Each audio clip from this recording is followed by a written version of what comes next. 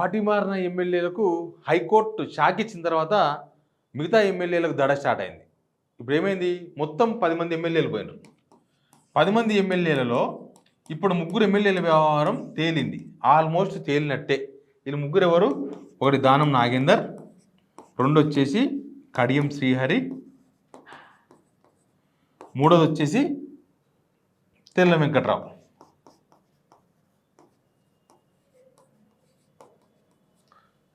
ఇది జరిగిపోయింది. ఈ 3 విషయంలో 4 వారాలు ఒక డెడ్ లైన్ పెట్టిండ్రు స్పీకర్ ఆఫీస్కు. ఏదో ఒక నిర్ణయం చెప్పాలి.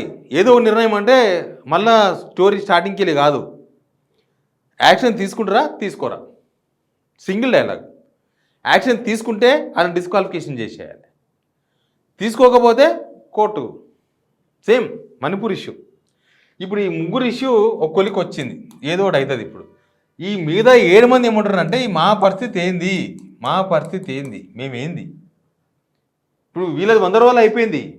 100 రోజులు అయిపోయిందనే వీళ్ళు హైకోర్టు విచారణ ఇదంతా జరిగింది. 90 రోజులు దాటితే కోర్టుకు పోవచ్చు. 90 రోజుల్లో కనుక స్పీకర్ నిర్ణయం తీసుకోకపోతే వీళ్ళు కంప్లైంట్ చేసిన తర్వాత వీళ్ళు హైకోర్టుకు పోవచ్చు.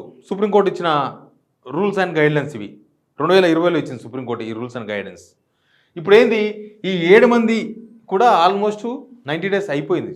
చాలామంది అయిపోయింది 90 డేస్ మొత్తం అయిపోయింది.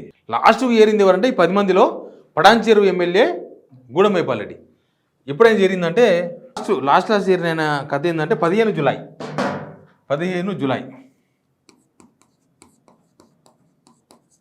ఈయన తర్వాత మళ్ళీ ఎవరు చేరలే, ఇంకా ఈయన లాస్ట్. 15 జూలై అంటే ఆల్మోస్ట్ 15 ఆగస్ట్ అయిపోయింది. సెప్టెంబర్ నెల 15 రోజులు, ఆల్మోస్ట్ 45 రోజులు అయిపోయింది, 45-50 రోజులు అయిపోయింది. ఇంకొక 40 డేస్ అయిపోతే ఇంకొక 1 మంత్ అయితే ఈయన కూడా 90 డేస్ వెళ్ళిపోతాడు. ఇంకా మిగతా వాళ్ళందరూ కూడా 90 డేస్లోకి వెళ్ళిపోయారు. ఆల్మోస్ట్ 90 డేస్ అయిపోయింది. ఇప్పుడు వాళ్ళ మీద కూడా ఇప్పటిదాకా స్పీకర్ ఏ నిర్ణయం తీసుకోలేదు కాబట్టి ఇప్పుడు వీళ్ళ 3 అంశంతో పాటు వాళ్ళ అంశం కూడా తొందరనే వెళ్ళిపోతుంది. ఇప్పుడు దాని మీద హైకోర్టులో మళ్ళీ వీళ్ళు దీనికి అటాచ్మెంట్ వేస్తారు కదా, బీఆర్ఎస్ ఒలుకుంటారా ఇప్పుడు పార్టీ మారిన వాళ్ళ మీద? ఇవ్వకోరు. కాబట్టి ఇప్పుడు మా 7 మంది పరిస్థితి ఏంది అంటున్నారు వీళ్ళు. వీళ్ళదంతా ఎట్లయిపోయిందంటే పాపం నాకు అందరు తెలిసిన వాళ్ళే, అందరు ఆల్మోస్ట్ ఈ పార్టీ మారిన ఎమ్మెల్యేలంతా కూడా మనకు బాగా పరిచయం ఉన్న వాళ్ళే. వీళ్ళు ఏమంటారు అంటే చెప్పినప్పుడు రేవంత్ రెడ్డి మోసం చేసిన వీళ్ళను, వాళ్ళు చెప్పిన లెక్క ప్రకారం నేను చెప్పేది, మరి నేను రేవంత్ రెడ్డిని వాళ్ళు ఏం మాట్లాడుకున్నారు నాకు తెలియదు, కానీ వీళ్ళు చెప్పిన లెక్క ప్రకారం రేవంత్ రెడ్డి మోసం చేసినట్టుగా అర్థమవుతుంది నాకు. ఏంటంటే పాపం దానం నాగేందర్ అందరికన్నా ముందు జాయిన్ అయ్యాడు. జాయిన్ అయ్యేటప్పుడు ఆయన చేరాలా వద్దా, అయ్యాలా రేపు చూద్దామా 2 చూద్దామా అంటున్న టైంలో ఆయనకు ఒక ఆఫర్ చేసిండు. నీ ఇష్టం, మరి చాలా మంది వస్తున్నారు, 25-30 మంది ఉన్నారు లైన్లో, సిటీ మొత్తం ఖాళీ అవుతుంది, బీఆర్ఎస్లు మొత్తం వచ్చేస్తున్నారు, నువ్వు ముందు వస్తే మరి సిటీలో మినిస్టర్ ఎవరికి వేయలే కాబట్టి నీకే ఇస్తాం మినిస్టరు, అందరికన్నా ముందు వస్తే ఇస్తాం, నువ్వు మనకి అందరితో పాటు గుంపులు వస్తే మేమేం చేయలేమంటే ఇక మనోడు మంత్రి పదవి కదా అని చెప్పేసి టక్కున అయితే దానిలో జాయిన్ అయ్యాడు. దానిలో జాయిన్ అయినాక 3వ రోజు చెప్పిర్రు నువ్వు సికింద్రాబాద్ ఎంపీకి పోటీ అయ్యి, నువ్వు ఎంపీకి గెలవకపోతే మంత్రి పదవి ఇస్తామని. ఆయనకి ఇష్టం లేదు ఎంపీ పదవి, ఎంపీకి పోదామని అనుకోలే. ఆయన ఆరోగ్యమే బాగలేదు, ఆయన ఎంపీ పోయి ఢిల్లీ పోయి చేసేది ఆయనకు తెలుసు ఆ విషయాలు. కాబట్టి ఆయనను అట్లా పోయిన తర్వాత పాపం ఒక నెల రోజులు దానం నాగేందర్ చేరినాక ఒక నెల రోజులు ఆయనను అదే భ్రమలో ఉంచారు. ఏం భ్రమ? అందరూ వచ్చేస్తున్నారు, 30 మంది వస్తున్నారు, 35 మంది వస్తున్నారు, వాళ్ళు 3-4 తప్ప కేసీఆర్, కేటీఆర్, హరీష్ రావు ఇంకెవరో ఆ 4 తప్ప మిగతా మొత్తం వచ్చేస్తున్నారు. అందరూ వచ్చేసారు. రేపో మాపు అయిపోయింది, అక్కడ మాట అయింది, ఇక్కడ మాట అయింది, ఆయన కలిసిండ్రు, ఈయన కలిసిండ్రు, దీపదాసి ముంచిని కలిసిండ్రు, ఆయన శ్రీధరబాబుని కలిసిండ్రు, ఉత్తమ్ని కలిసిండ్రు, సలహాదారుడు వేమనారాయణ కలిసిండ్రు. ఇవాళ రేపో జాయినింగ్ ఉంది, ఢిల్లీలో జాయిన్ అవుతారు, హైదరాబాద్లో జాయిన్ అవుతారు, గోవాలో జాయిన్ అవుతారు, ఇట్లా అన్నీ చెప్పుకుంటే 40 రోజులు టైంపాస్ చేశారు. ఇంకా ఇది ఒక దాననాగర్ చెప్పిన విషయం కాదు, మిగతా వాళ్ళకి అందరికి అదే సీన్.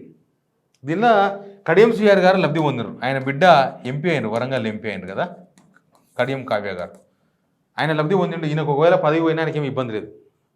కడియం శ్రీహరికి ఆయన ఎమ్మెల్యేగా రేపు బై ఎలక్షన్ వచ్చి ఒకవేళ ఓడిపోయినా ఆయన ఏం లాస్ కాదు, ఎందుకంటే ఆయన బిడ్డ ఆల్రెడీ ఎంపీ అయింది, ఆయన లక్ష్యం నెరవేరింది, వారసాలను ఎంపీ చేస్తున్నాడు. కాబట్టి ఈయన మళ్ళీ ఎమ్మెల్యేగా గెలవాలన్నా వద్దనేది అక్కడ ప్రజలు డిసైడ్ చేస్తారు, అవసరమా లేదా కడియం శ్రీహరి అనేది.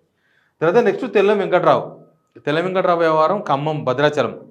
మొన్న ఖమ్మంలో వరద వచ్చింది కదా, వ్యవహారంతో చూసారు కదా, తెలుస్తుంది తెల్ల వెంకట్రావు వ్యవహారం ఏంటంటే తర్వాత తెలుస్తుంది. కానీ మిగతా 7 మంది ఎమ్మెల్యేలు ఏంటంటే మా పరిస్థితి ఏంది, ఇప్పుడు మాది కూడా సేమ్ ఇట్లే అవుతుంది కదా. ఇప్పుడు ఇంకా ఇక్కడ ఏం ప్రొసీజర్ జరిగిందో ఈ 7 మంది ఎమ్మెల్యేల వ్యవహారం కూడా అదే. ఇప్పుడు ఎవ్వరూ రేవంత్ రెడ్డి ఏమో కాపాడే పరిస్థితిలో లేడు వీళ్ళని. రేవంత్ రెడ్డి ఏం చేసే పరిస్థితిలో లేడు. హైకమాండ్ కూడా వదిలేసింది వీళ్ళని.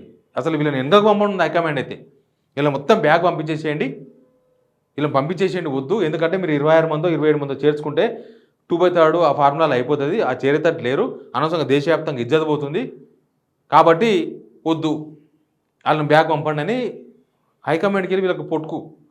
వీళ్ళేందంటే వస్తున్నారు అదిగొచ్చారు ఇదిగొచ్చారు అని టైంపాస్ చేసుకుంటే ఇంత దూరం వచ్చారు. ఇప్పుడు ఇది వ్యవహారం ముదిరి పాకన పడ్డది. ఇప్పుడు ఏంది వీళ్ళ కేసు అంటే ఈ 7 మంది భయపడుతున్నారు. వీళ్ళ ముగ్గురు ఏదో ఒకటి తేలుతుంది, ఏదో ఒకటి అవుతుంది. కానీ ఈ 7 మంది వ్యవహారం ఏంది, మా పరిస్థితి ఏంది? ఇప్పుడు 7 మందిలో నాకు తెలిసి కొంతమంది బీఆర్ఎస్కి పోయే ప్రయత్నం కూడా చేస్తారేమో నాకు అనిపిస్తుంది అట్లా. ఎందుకంటే వీళ్ళని చూసిన తర్వాత ఈ 7 మందిలో మళ్ళీ బై ఎలక్షన్లు వచ్చి మళ్ళీ ఎలక్షన్ అంటే ఏదో ఎటుపోతుందో ఏం కథనం. గవర్నమెంట్ ఉన్నదా మాత్రాన ఇంక గెలవరు. బీఆర్ఎస్ గవర్నమెంట్ ఉన్నాగా దుబ్బాకల రఘునందనరావు గెలవలేదా? బీఆర్ఎస్ గవర్నమెంట్ కేసీఆర్ గవర్నమెంట్ ఉన్నాగానే ఈటలందరూ గెలవలేదా హుజరాబాద్లో? అటు ఏడా మన సాగర్లో గెలవలేదా అంతకుముందు బై ఎలక్షన్ వచ్చినప్పుడు? కాబట్టి గవర్నమెంట్ ఉంది కాబట్టి గెలుస్తాం అన్న ధీమా ఇంతకుముందు లాగా లేదు. జనాలు మంచిగా ప్రిపేర్ అయి ఉన్నారు. జనాలు మంచిగా అర్థమైపోయినాయి రాజకీయాలు. ఏ పార్టీకి ఓటు వేయాలి, ఎప్పుడు ఓటు వేయాలి, జనరల్ ఎలక్షన్ ఏంది, బై ఎలక్షన్ ఏంది, అవన్నీ బాగా అర్థమైపోయినాయి. ఇప్పుడు ఏంటంటే వీళ్ళందరిలో ఎవరున్నారో తెలియదు, కానీ కొంతమంది బీఆర్ఎస్కి వచ్చే ప్రయత్నాలు కూడా చేస్తారు. ఎందుకు చేయరు? మనకు తెలుసు కదా సైకాలజీ, మనసులో సైకాలజీ. ఈ ఉండి పోయి ఈ రిస్క్లో ఎందుకు వాడాలని చెప్పేసి కూడా పోతారు వాళ్ళు. ఎనీవే మా పరిస్థితి ఏందని 7 మంది ఎమ్మెల్యేలు చాలా పరిశాన్లు ఉన్నారు, చాలా టెన్షన్తో ఉన్నారు. ఇంకా ఎవరు కాపాడుతారో తెలియదు వాళ్ళని. చూద్దాం ఏం జరుగుతుందో. ఈ ముగ్గురు వ్యవహారం తేలక ముందే వాళ్ళకి తేలుతుందా? వీళ్ళకన్నా ముందు ఇప్పుడు వీళ్ళ టెన్షన్ ఎక్కువైంది. వీళ్ళకి నెల రోజులు టైం ఉంది, కానీ వీళ్ళు నెల రోజులు కూడా ఆగేటట్లేరు దీనిలో కొంతమంది. ఇప్పుడు ఏంది మా పరిస్థితి ఏంది మరి? ఇంకా దీని తర్వాత నెక్స్ట్ మా దగ్గరకు వస్తుంది కదా, మేము ముందే ఇప్పుడే మేల్కోవాలి కదా అని మాట్లాడుతారు ఒక్కొక్కరు. కాబట్టి ఏం జరుగుతుందో చూద్దాం. Please subscribe signal TV.